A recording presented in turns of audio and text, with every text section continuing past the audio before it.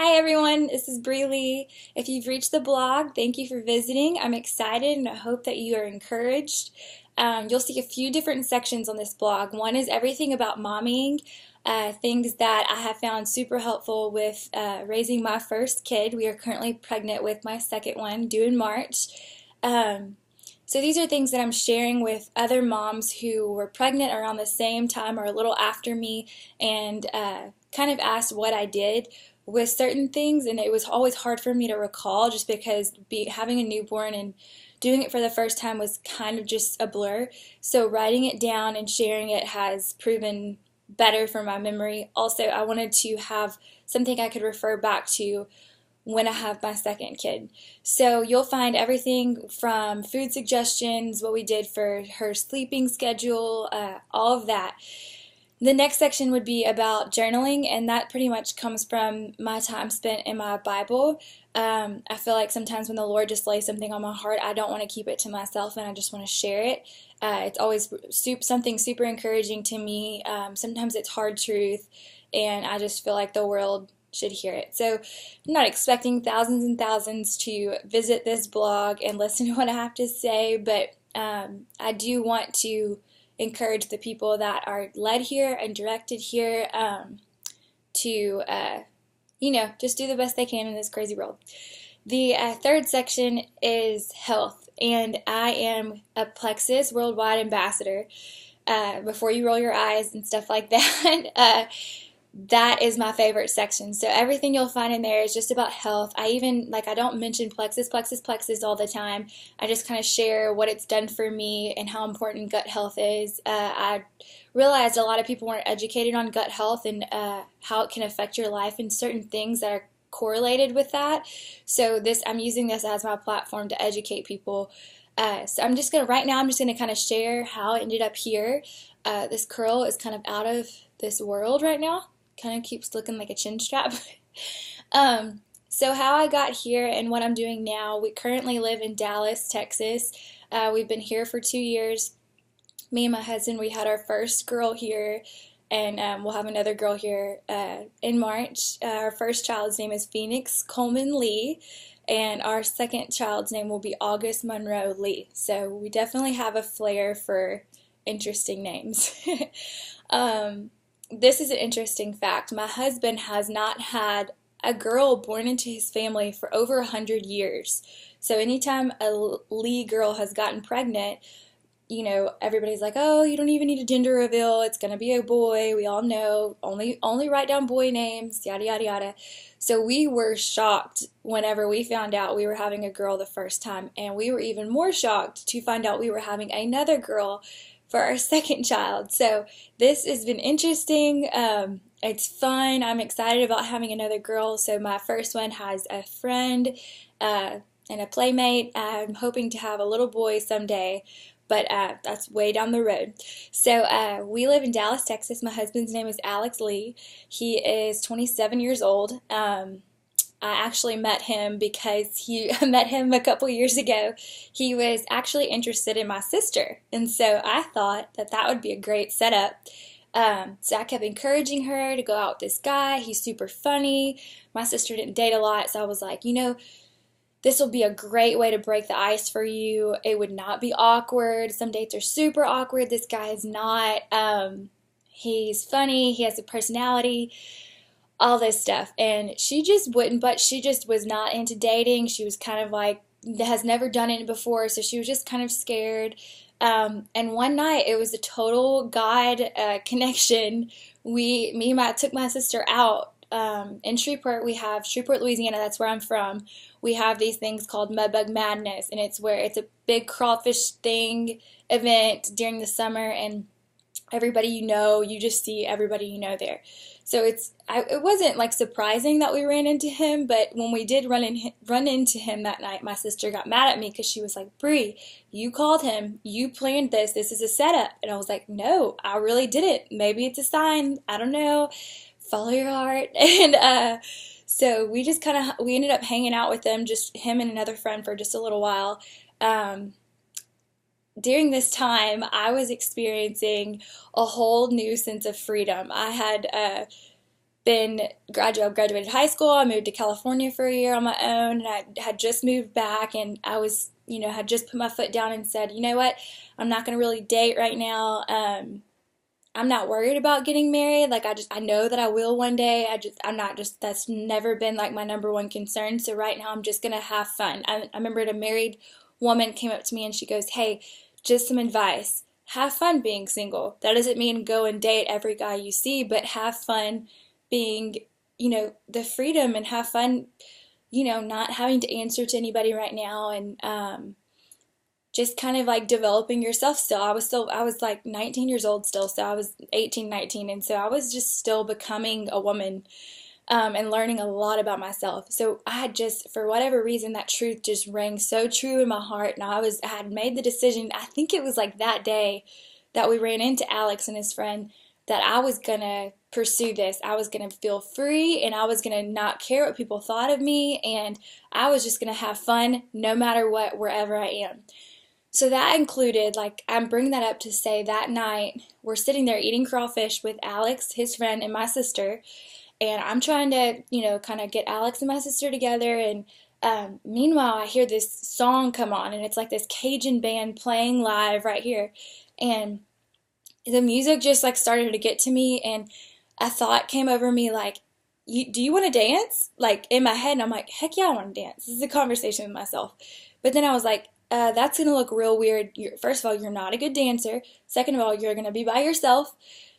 That's just odd. So, but then I was like, you know what? This is the season where I'm not going to care what people think. And like I said, I'm going to have fun, even if that means I look dumb. So I actually looked at Alex's friend and I was like, do you want to go dance? And he was like, no. I was like, oh, in the movies, like, the guy says yes and we fall in love and all this kind of stuff. But that didn't happen, so I was like feeling so dumb. I was like, well, now I gotta go dance. Screw him. I'm just gonna go by myself. So I did. I walked up there to this Cajun music and danced by myself at the front, and it felt so freeing. It was great. It was so great. I'm glad that I stretched my comfort zone a little bit. Now you cannot drag me off a dance floor. I will stay on there for hours, and I actually make my husband really mad because I will go, one more song, one more song, one more song. He's like, you said that 5 songs ago. So I walked out there, and as I was like, the song was over, I was like, enough embarrassment. I'm going to go back and eat some crawfish. On my way back, here comes Alex, and I was like, oh, cool, this guy's going to go dance by himself too. That's like awesome. Maybe he's going through what I'm going through and just trying to experience freedom and, pave his own way in the world. And so he comes up, he is walking towards me, and I go to like pass him to go around him to go sit back down, and he grabs my hand and twirls me around and takes me back to the dance floor. He was like, where are you going? And I was like, I guess I'm going with you. And so we ended up dancing that night, just joking around together, and I just remember in that moment thinking, this guy is really cool. It wasn't like I fell in love right at first. It was just like, I could really let loose with this guy and have a good time. And, it was the first guy I'd ever met where I wasn't worried what he thought about me. I just thought that there would be a really good friendship there. And so that's what I was kind of looking for at the time. Madison, my sister Madison, and Alex never pursued anything else. And Alex ended up contacting me a couple days later saying, he had fun, and just kind of still talking to me, and like we had been, because we were talking about setting them up, and he just kind of kept those conversations going. They stopped being about my sister and more about like my job, my day, and pretty soon we were like, okay, this is kind of like, what is this? And our first date was on my birthday. The night of my birthday, I wanted to go home. It was like 9 o'clock. I go to sleep early. I think I was turning 19, and he was like, you're not going to bed before midnight. So he took me to see my favorite movie, which was Madagascar. And I'm a kid at heart, so I love all these kid movies, but Madagascar just makes me laugh so hard.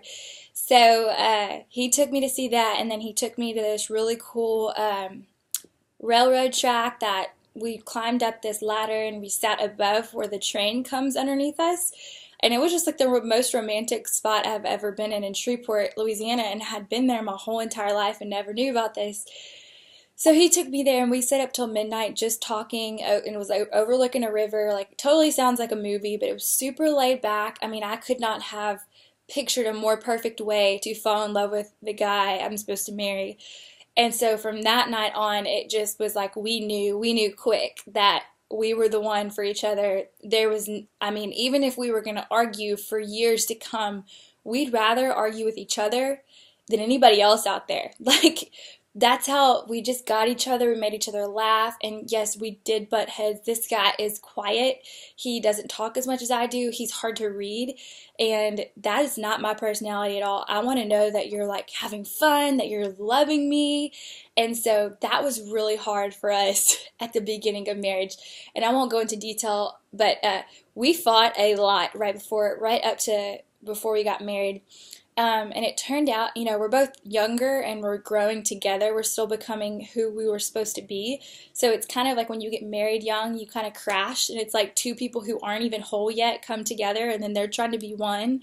I definitely am thankful we got married when we did, and we've learned so much, and we got to grow together and bond in that. But it was hard.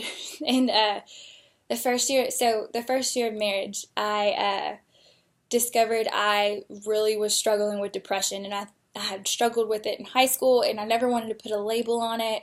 My mom had struggled with it pretty bad in my senior year of high school. It was a really big concern. She had surgery, and the surgery kind of like messed her up, and the medicine she was on just kind of affected her hormones and stuff, and so she struggled with it big time. And then I started realizing it runs in my family. Both of my grandmas on both sides had depression. Eventually, and later in life, my two little sisters struggled with it, and my older brother. So it's like we all have been on some sort of medication. I'm sorry. The only person that hasn't was my dad. So our first year of marriage, I started realizing like there's something deeper wrong. It's not just me. Like I kept putting all the pressure on me. Like I'm so immature. Like this is why I get mad at everything. And when I get sad, I get super sad. Like this is just a part of growing up. I'm only 19, 20 years old. I'm still growing up. I just need to learn. So I was like really hard on myself, pressing into my Bible, praying all the time. There were numerous nights Alex and I were literally on the floor crying. I was screaming, saying, I hate myself, I hate myself. I can't believe I'm doing this to you. Why did you marry me? And all this stuff. And he would just cry and with me, and he would just rebuke that. And he would say the complete opposite. I would say, I'm so ugly. And he'd go, no, no, no, no. You are the most beautiful thing I've ever seen. I hate myself. No, you don't. No, you don't. I'm a terrible wife. No, you're not. Like, just complete, would make me want to cry now, but he was such a strong rock for me during that time. And him being as young as he is, not realizing that he signed up to be with somebody like me, because none of that showed whenever we were dating, and everything was super kind of like still shallow and nothing kind of ran deep. And then we got married, and bam, I mean, even the night, our honeymoon was bad. Like, our wedding, this is how I share my story all the time. I always show pictures of me at my wedding. I look super happy. And thankfully, I think that was the Lord somehow made it to where my heart really was happy. It was light. I'm thankful that it was the day that turned out the way it did. But I was in my darkest days during that time. So anytime people see pictures of me back then, that was just all fake smiles. Like me and him both, we were just struggling. And the honeymoon we were at this beautiful place. We went to Curacao. It was wonderful. We did all these fun things. It was so not enjoyable though, because we fought all the time, and there were so much insecurities there from my depression. It was terrible, and I ruined it for him too. And there's a happy ending. Later on we went on another honeymoon to Florida, and we ended up. Sorry, he's calling me now. We ended up kind of having a second honeymoon, and it was great, and I feel like there was a lot of healing there, and we just bonded and grew, and so we grew through this whole depression thing. But we have struggled with it up until 6 months ago. We have still struggled with it, and it was something that I adopted into my mind. I was like, I'm going to be dealing with this for the rest of my life. And the reason I thought that was because my family members were still dealing with it. They're still on medication, and we're tired. The depression just makes you tired. It makes you a loner. It kind of makes you a homebody, and it makes you feel like you're lazy. And the thing about depression is depressed people feel guilty feeling the way they do. And so I remember right before I came out of depression, I'd been praying for all these years, and I feel like the Lord did a lot of healing in that, but he wasn't through. I think he had another way. He was kind of paving the way for me to get complete healing, but I did not get it just through mental health and seeing a psychiatrist. And just being happy. It didn't come from that. I was. It took our first year and a half of marriage. I wouldn't get on medication, and Alex would be like, maybe you need to talk to somebody, and I'm like, no, like, how can you say that? Do you know what that medicine does to people? Like, sometimes it makes them worse, and then sometimes they commit suicide. And Alex was like, Bree, you're already suicidal. Like, there was times where I was like, he was scared to leave me at home, and I was scared. Like, I never thought I would do that to myself. But when you feel like that, it was such a hopeless feeling. I felt like I did not see an end in sight. I had been such a strong believer. I had great friends. I had an amazing husband and an amazing family on both sides. I was super close with my in-laws. I had no reason to be feeling the way I did, and that's where it gets you, because it does. It makes you feel guilty, which actually makes you feel worse. And it wasn't until a year and a half into our marriage, I was screaming. I had a really bad day. I think I had taken off of work. I always said like I was sick or something. But I mean, it affected me going to work. I wouldn't let Alex go to work. Like, I was scared for him to leave me. He was scared. One day, it was New Year's Day, I remember being so bad that Alex called my dad, who's a pastor. He was like, Pastor Mike, or Mr. Mike, I don't know what to do with her. I'm really worried. Like, she needs to talk to somebody. So my dad came by and got me and put me in the car, and we drove out to the country. I think he was running errands, but he took me. Alex was in the back seat. My dad's in the front seat. We went out to the country, and I was just screaming and crying and just pouring my heart out on the dashboard, it felt like.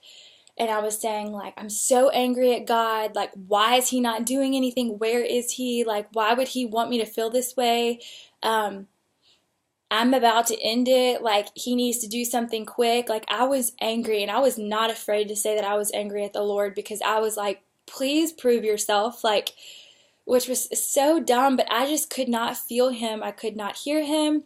So I'm telling all this to my dad, who's a pastor, and I'm just like grilling him, because I want him to speak over me some things. Like, I want to hear the truth. My mind and my spirit needed to hear the truth, because I couldn't even formulate a positive sentence in my brain. I couldn't even read my Bible and really accept what the word was saying, because to myself, I didn't know that to be true anymore. And the enemy had so taken over my brain. It was so foggy and so blocked off that it was not going to accept any kind of positive light at all, energy, whatever. So my dad is a very, like, you could never tell what he's feeling or thinking either. That's probably why I married somebody just like him. But I can't even remember what he said. It was just a blur. But later on that day, he pretty much said, like, you need to get help. And I think that day he had me an appointment with a psychiatrist, and I ended up getting on Prozac, which is, I've had to talk my psychiatrist down a whole list of different antidepressants, because I didn't want to get on the strong stuff. Like, I felt like a complete failure that I was having to get on this stuff. But apparently Prozac has been around forever, since, like, she said, like, the cavemen.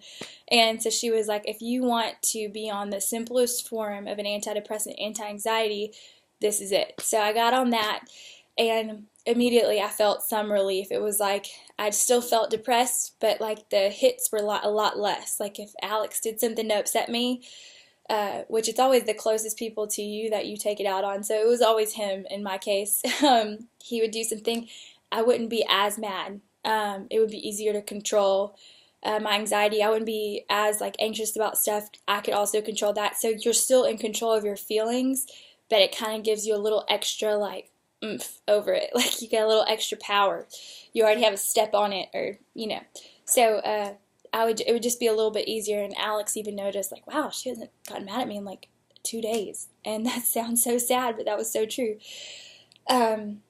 So I've been on Prozac since then, and I upped my dosage a lot, and was on it for a very long time and never talked about getting off of it. I was like, I think we would, if I ever forgot to take it or not refill my medication, it was still to the point where it would get really dangerous. Alex would tell if something was off. Like I would just forget to take it sometimes, and he'd go like, I would get mad at him about something and tell him like how he really hurt my feelings, and he would look at me, and this is where I was like, as a man, I was like, "Are you seriously saying this to me?" He would say, "Did you take your medicine today?" And then that would just make me fly. You think this is because I didn't take my medicine? Like, oh my gosh! And then after the end of the day, I'm like, "Oh wait, I didn't take my medicine," and so that was why. But that's how much I needed that still. So I thank the Lord for the medication that is available for people who really need help and need help right away, because I honestly don't think I would be here without that. I wouldn't have made it this far. So fast forward, we moved to Dallas. 2 years ago, I found out I was pregnant. It was not planned, but when you're pregnant, obviously the first thought that came to my head was, oh my gosh, this is exciting. Second thought was, I'm going to have to get off of Prozac.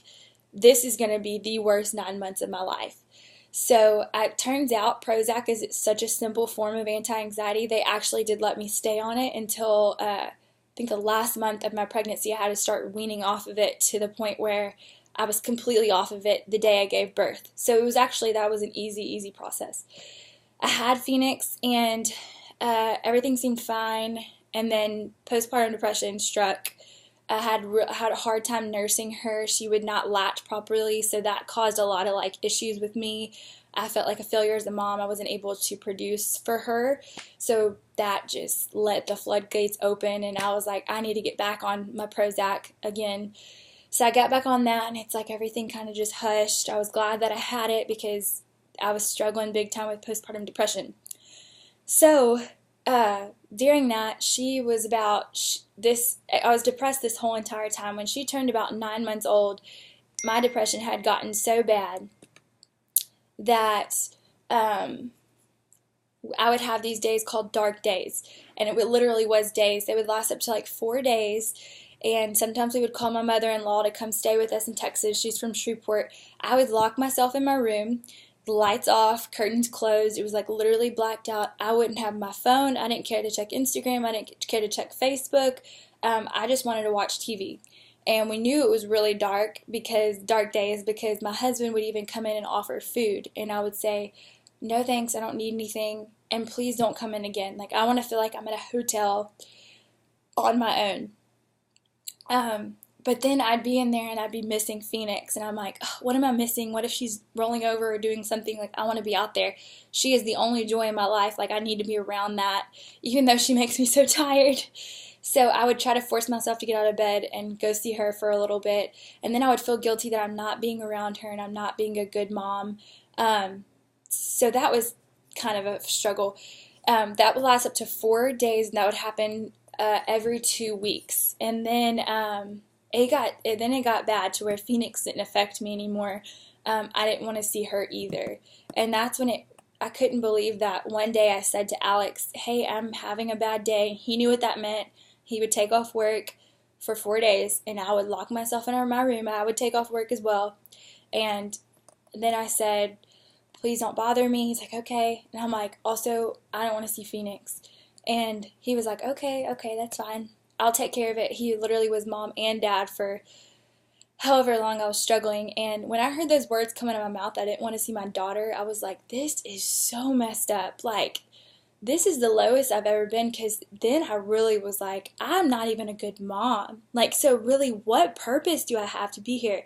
So here come those suicidal thoughts again, and I was on Prozac, and it was scary. Like, I could not get out of it, and I could not bring myself to get out of bed for days at a time, and my mother-in-law would come and clean, and I didn't care about cleaning. I was super OCD, but did not care, so definitely knew something was wrong.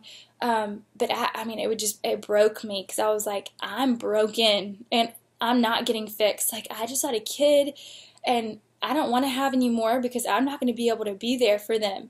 I'm not going to ever be able to be the wife that I'm supposed to be for Alex. So I just began to pray, like, Lord, you need to do something quick because I'm not going to be around for much longer. And then I was like, you know what? Also, since this is so genetic in my family, is Phoenix doomed? Like, is she going to have this? Is she going to be depressed and suicidal when she's 16? Like, and then what if we have more kids? Are they doomed? Like, why did I have a child? Why would I do that to them? And so I was like, for their sake, I need to do more research on how I can literally control every thought that I have because I need to change something now. This medicine's not doing it for me anymore. So that night I went on Amazon and I purchased 3 different books. One of them was like a scientific based book on how you can change your thoughts to get over anxiety and depression. The second one was biblical based. I needed some Bible verse truth to go along with it, so I got one of those. And then the third one was just some random lady who had struggled big time with, like, more than I did with she had tried to commit suicide numerous times. She ended up getting in a car accident and something happened with her brain where she had to have like surgery on her brain and had to reteach herself how to talk, how to read and stuff. And it ended up she had to reteach herself how to think. And so when she came out of that, she wasn't depressed and anxious anymore, and she realized that she had just trained herself how to think a totally different way, and it wasn't that dark, depressing way of thinking, so she didn't even struggle with depression anymore. And so she wrote a book on how she literally changed the wavelengths in her head, like how your brain has the creases in your brain are from certain things happening over and over and over again, thought processes, chemicals being transmitted certain ways, because and the more it happens and it creates that crease, the more often your brain's going to subconsciously think that way, because it's just like if you think of like a river and stones are paving the way for the water to shoot off in different directions. Like the water's going to have to fight pretty hard not to go in the direction that it's naturally that it's paved to go. So she said that you can literally change the creases in your brains to think the other way, but you have to be very intentional for a long time. So it's just like in softball. I grew up with softball, and they would say to get out of a slump when you're swinging, it takes 100 swings to break a bad habit. And so I remember just 100 good swings, perfect swings to break that bad habit. And that's what immediately came to my head. Okay, I can do this. I can just apply my sports method of thinking, and I'm going to choose to think joy and positive and all this stuff until I form new creases, because I'm sick of these old creases. And that was hard. I did that for one day, thankfully. And then the next night, I was reading all 3 books intermittently. So like I was reading one chapter, and then I put the book down and read the next chapter of the next book, and all the way through all 3. The next night, though, I'm in the bathtub and I'm reading that 3rd book about the girl who got in the car accident, and she mentions in the 2nd chapter gut health. And I remember going, how she applied gut health to her depression and how there's a huge correlation with gut health, anxiety, and depression and anxiety. So, like, they call your gut your second brain. And then there's more neurotransmitters in your gut than there are in your brain. And so you need to take care of this before you start taking care of this. If you struggle with depression, like that's a gut issue. And I just remember going, like almost screaming. I was mad and like about to cry and cuss at somebody because I'm like, why hasn't anybody told me this? I've seen 2 psychiatrists. I've spent God knows how much money on this Prozac. And now I was even on Vyvanse as well.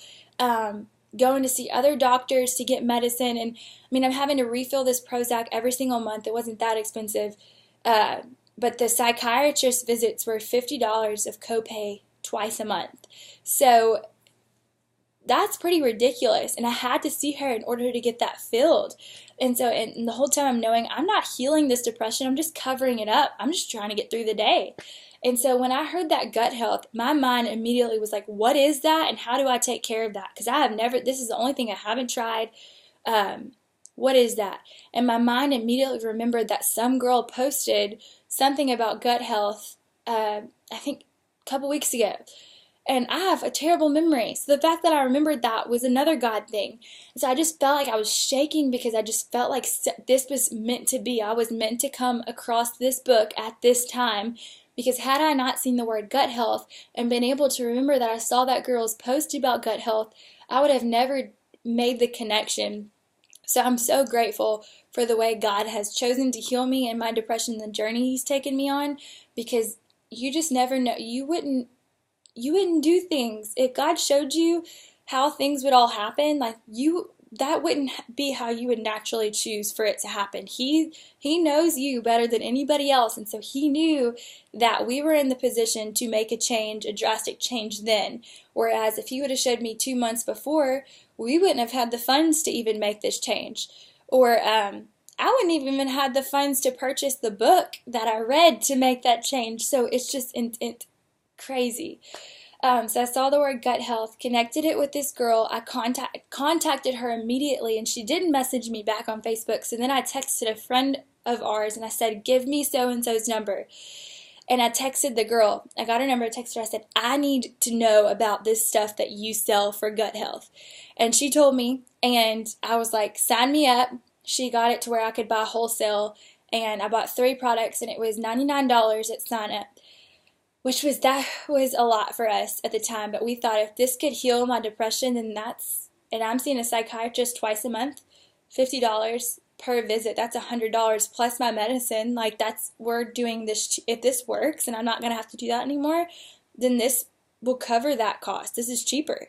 So I started out on these products that focus on gut health. I was taking a cleansing capsule twice a day, every day. This is like the most gentle cleanse you can think of. And you're able to do it every day, so you're constantly staying on top of bad bacteria that's forming in your gut. That bad bacteria is the same thing that makes you depressed. It makes you sluggish. It makes you feel anxiety and stress.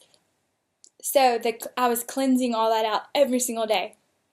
And then I was taking a probiotic that had enzymes in it. So people take probiotics because they know that you have bad bacteria in your gut. You're born with it. Its only purpose is to decompose your body after you die. So you have bad bacteria, but all the probiotics out there are only meant to just overflood your bad bacteria with good bacteria. So there's like hundreds of good bacteria strains inside that one probiotic you're taking.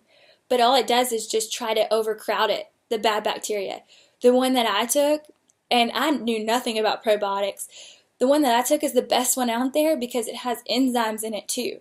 And the enzymes kill the bad bacteria. So you're not just trying to overcrowd it, they're killing it and then replenishing it with only good bacteria. So that good bacteria, after it kills my anxiety, my depression, my stress, my low energy levels, it's replacing it with regulated stress hormones, energy, the sugar cravings would go away, like good night's sleep. Like, it's replacing it with all of this freaking good skin, good hair. I mean, like, I was just really missing out when I didn't know about this stuff. And then there was also a drink that helped regulate my blood sugar and my lipid levels, which I didn't know that a lot of people who don't think they struggle with blood sugar, they do, and that's pretty much why you feel that crash in the middle of the day. So, like, 2 weeks in, I stopped having that crash. I have grown up on coffee, and I have always been the most tired person in the room. I could get 12 hours of sleep, 8 hours of sleep, and still have to take like 2 naps that day. So in my head, I was like, I'm never going to be able to have kids because I can't do the tired thing. I'm a monster. Alex used to call me Breasaurus Rex, the Brea Rex. So messed up, but it was so true. If I was tired or hungry, it was like, you don't need to be around me. And I hated not being able to get sleep, and I hated the fact that I needed so much sleep. It made me feel so lazy. But 2 weeks in taking this stuff, I didn't have a crash anymore. And I had an 8-month-old, 9-month-old. So I was like, this is weird because I feel more energy than ever. I'm not eating any healthier. I'm not exercising like I should. Not that I encourage that at all, but something was helping my body do what it's naturally supposed to do. It was helping my body live and perform the way that it's supposed to perform, the way that God intended for us to perform. And so now I have the energy to be a good mom, to be a good wife. Oh my gosh, finally, the man deserves it. And a month in, my depression was gone. My depression and anxiety. Alex and I, a month, or maybe it was 2 months in, we didn't even notice. We looked at those bad days of me being locked in my room were happening every 2 weeks. And 2 months into taking these products, I looked at him and I was like, do you realize I haven't had to ask you to stay home from work? I haven't had to take off work? And he's like, yeah. And I'm like, I haven't had a bad day in a month. Like, what is, I was like, we found something. He's like, oh my gosh. Like, we both just did not even realize, totally took it, like, did not acknowledge the fact that the Lord had finally answered our prayers. We just were having such a good time. We didn't even realize that the bad stuff was gone. I wasn't having a bad day at all. And I wasn't needing 8 hours. I wasn't even needing 8 hours of sleep. I was getting 6 or however many she would allow us to get. And I was being able to conquer the whole day without a nap.